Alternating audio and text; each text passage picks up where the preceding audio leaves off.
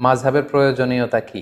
সরাসরি কোরআন সুন্নাহ থেকে আমল করলে সমস্যা কোথায়? মাযহাব ছাড়া যদি কোরআন মানি, হাদিস মানি সমস্যা কোথায়? এ প্রশ্ন অনেকে করে থাকেন। তাই এ পর্যায়ে আমরা কেন মাযহাবের প্রয়োজন সেটা আমরা বলবো। এক্ষেত্রে আমি একটু উদাহরণ দিয়ে প্রায় বলে থাকি যে কোরআন সুন্নাহ হচ্ছে 24 ক্যারেটের গোল্ডের মতো, অর্থাৎ দ্য ফাইনেস্ট গোল্ড, 24 ক্যারেটের যে সোনা সেটা। আর মাযহাব হচ্ছে খাদের মতো। আমরা জানি যে 24 ক্যারেটের ফাইনেস্ট গোল্ড দিয়ে জুয়েলারি বানানো যায় না, অলংকার বানানো যায় না। আপনি যদি 24 ক্যারেটের স্বর্ণ দিয়ে অলংকার বানিয়ে দেহে পড়তে চান, তাহলে সেখানে খাদ মেশাতে হবে। অর্থাৎ সরাসরি কোরআন সুন্নাহর বিষয়গুলো অনেকের পক্ষে বুঝা, আমল করা এটা তার জন্য সহজ নাও হতে পারে। সেক্ষেত্রে তার জন্য মাযহাবের প্রয়োজন, যেটা হচ্ছে খাদ। এই খাদটা আমাদের উদ্দেশ্য না, উদ্দেশ্য হচ্ছে কোরআন সুন্নাহ, উদ্দেশ্য হচ্ছে গোল্ড। কিন্তু ওই গোল্ড যদি আমাদেরকে অর্নামেন্টস বানিয়ে কিংবা জুয়েলারি বানিয়ে আমরা যদি গলায় পড়তে চাই, আমরা যদি ব্যবহার করতে চাই, তাহলে সেখানে খাদ মেশাতে হবে। অনুরূপভাবে কোরআন সুন্নাহকে সহজভাবে বুঝতে হলে সেখানে মাযহাবের প্রয়োজন হবে।